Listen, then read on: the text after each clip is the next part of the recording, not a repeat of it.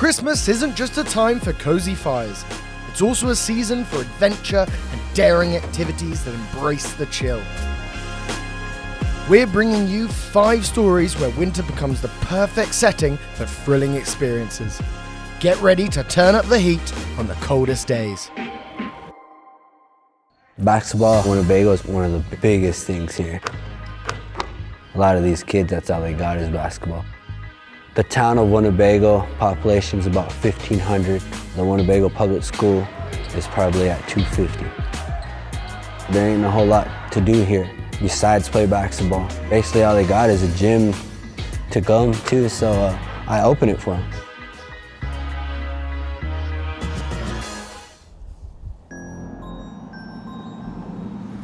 When you come play for Winnebago High School, we expect to compete every year for a state title. My name is Jeffrey Berge, and I am the head coach of Winnebago Public School. Winters in Winnebago, it's cold, but everybody knows it's basketball season. So that means that the gym's hot, it's going, and they love it. Basketball here is really big. It plays an important part in our community of Native Americans. Res ball is just our version of a really fast-paced basketball game. We call it res ball. It's coming from the reservation. Obviously, it's a short for res. You miss a shot! You miss a shot! Move on! Yeah, got it. I expect a lot from these boys, and I push them to be great because I don't just want to see them playing on this court. I want to go watch them in college. That's my ultimate goal, is just to get these kids to bigger places.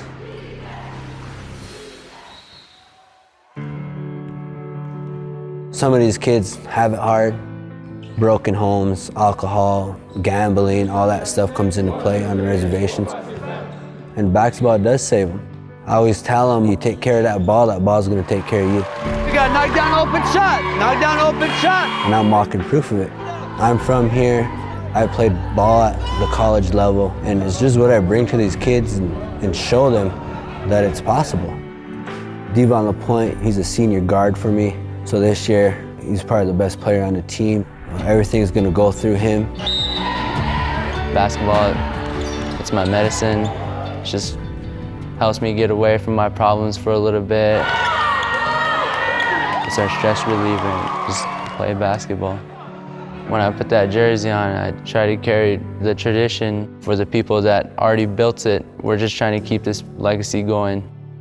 All right, so let's go out there and let's have some fun and give these guys a show. One, two, three. The fans of Winnebago, really, it gets crazy. They're loud, they're yelling. I mean, it's a great atmosphere. The fans come to watch because they see how hard the boys work on the court. Winnebago is a very special place. If you're an action lover, prepare for a sport where snow and wind combine for an experience that makes you feel like you're flying. Kiting does feel like flying because sometimes we actually do leave the ground and actually fly through the air. The feeling when you're riding behind a snow kite is unlike any other feeling in the world. Just total freedom. It's a combination of feeling like you're flying or gliding across the ground with no resistance, no effort, and just a ton of wind in your face.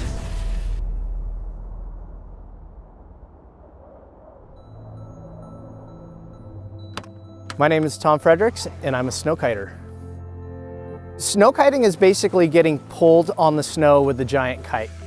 To be able to snowkite, you need a big 4-line kite, a waist harness that you hook into, and your skis. 12 years ago, I moved to Alaska to establish the first kiteboarding and snowkiting school. I fell in love with the mountains and the open air. Thompson Pass is one of the best snowkiting venues in the United States, if not the world, just because of the plentiful snow, the wide open terrain, and the steep mountains. It makes it truly a world-class venue. Alaska Kite Adventures puts on the Snow Kite Festival every year. We have about 30 to 45 snowkiters come out to compete. At the Snow Kite Festival, we offer clinics, races, and competitions, and also a community forum for us to exchange ideas and teach the public about snowkiting. I think snowkiting is so unique as a sport because it's been overlooked for so many years. It has a small group of passionate followers. The snowkite community for me is so important because it is a legacy that I helped start, and to go from seeing like 2 or 3 people when I first moved up here 12 years ago to about 200 people snowkiting in Alaska, that's super important. For those seeking a unique adventure, brace yourself for a one-of-a-kind downhill ride on 2 wheels. Der Velogemmel, also für mich ist es etwas sehr Spezielles. Man ist so ein bisschen erhoben, wenn man nebendran die Schlittenfahrer sieht oder ein bisschen am Boden hocken. Das ist eine Tradition, die zu Grindelwald gehört und die man einfach im Herzen hat.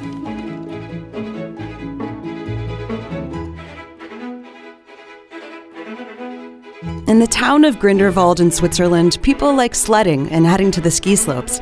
After all, they are at the foot of the Eiger Mountain, part of the stunning Swiss Alps. But if you look close enough, you'll see something else, something different coming down the slopes. It's the Velogemmel. Also, mein Name ist Markus Salmer und ich stelle Velogemmel her.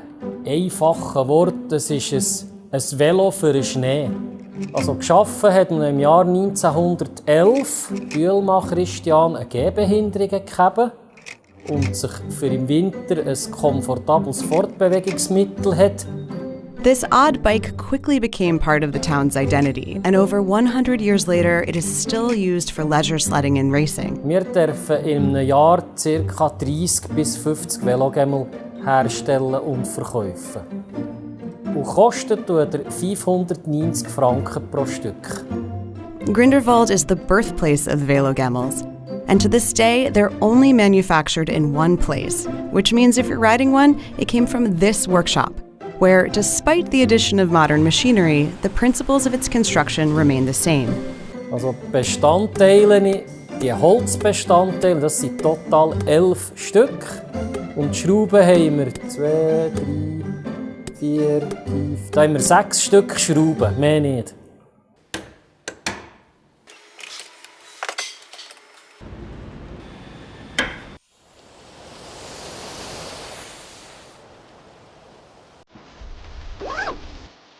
Ich meine, es ist eine Art ein Velofahren.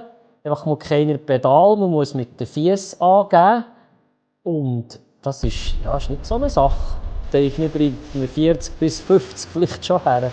In der Schlichtheit, wie der Velogemmel sein soll, wäre das sicher auch nicht. Ja, es passt nicht, passt ich glaube nicht dazu. Und eben, am besten Bremsen ist, wenn man gute Schuhe anhat, Wanderschuhe und einfach zu Boden steht. Bedeutung, Velogemmel, Grindelwald. Ich denke, die ist so stark, wie wenn man die Schweiz mit Käse in Verbindung bringt oder Schokolade. Velogemmel und Grindelwald, das ist zusammen. Da ist man stolz drauf, ja, genau. If you're more drawn to a winter classic, here's a tradition that always brings out pure joy. In some of the world's coldest climates, teams of men and women don helmets, eye protection, and warm clothes and head out into the snowy terrain to prepare for a battle against the elements and each other. What is this form of frigid weather fighting, you ask? They call it yukigassen. Yuki means snow, gassen is war. That's why we are here now.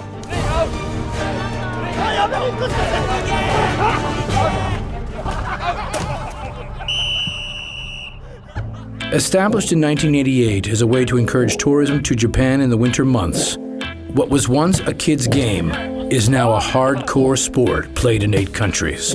They give us a present. This is Yukigassen.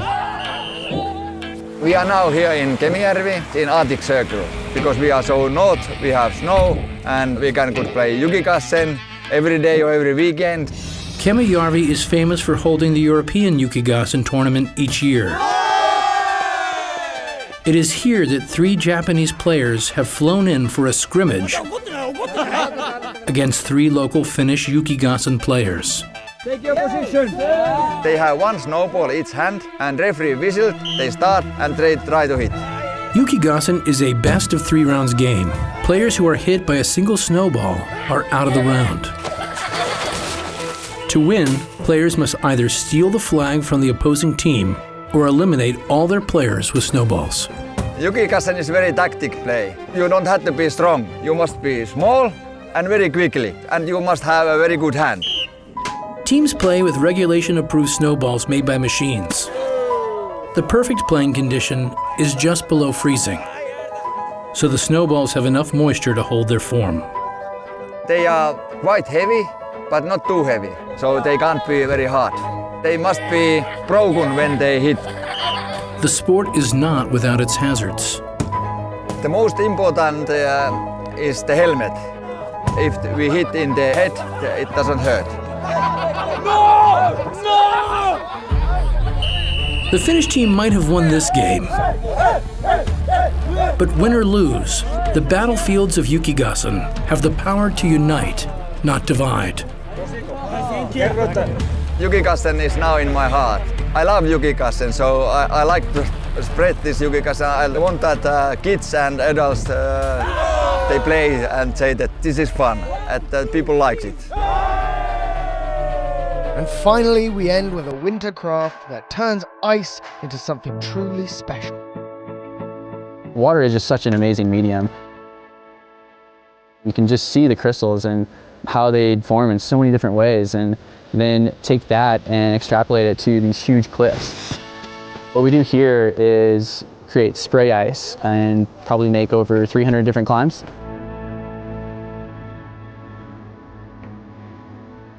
My name is Alexander Bianchi, and I'm an ice farmer. We're down here in the Uncompahgre Gorge. We have a water system at the top of the gorge, these galvanized steel shower heads, and it basically just sprays water out over the cliffs, and overnight when it's cold, it forms ice along the cliffs. What we really want is a nice clean surface for the new water to come down and just keep building off of that. So a lot of what we do here actually is to rappel down a lot of these faces and just try to clear that snow off, ready for the next layer. There's about 2 miles of ice if you walk the bottom of the canyon, and yeah, we farm ice all along the top of it. Being an ice farmer is kind of hard work. We're gonna open up the south valve. Sometimes I think we're no more than like glorified plumbers. Ice farming is art and engineering. I mean, the two I think are always really inseparable. You know, the engineering is the logistics. How do we get water from point A to point B? Sometimes if the valves aren't cracked quite enough, you get a little bit of a freeze up. The water just doesn't get through the valve. The remedy is a blowtorch. On the artistic side is once we have this water where we need it, how can we do something different? How can we make something interesting that, you know, we've never climbed before? It's definitely an artistic process for some of us. I grew up rock climbing, you know, fair weather climber. First time I came out here was just kind of blown away. It's so different than rock climbing. You're climbing a transient medium. The rock is always going to be there. This ice is not always there. So it creates this diversity and this intense experience that I really don't find in other facets of climbing. And that's why I'm proud to do what I'm doing. We hope these stories have inspired you to embrace the thrill of winter. May this Christmas season be filled with adventure and unforgettable moments.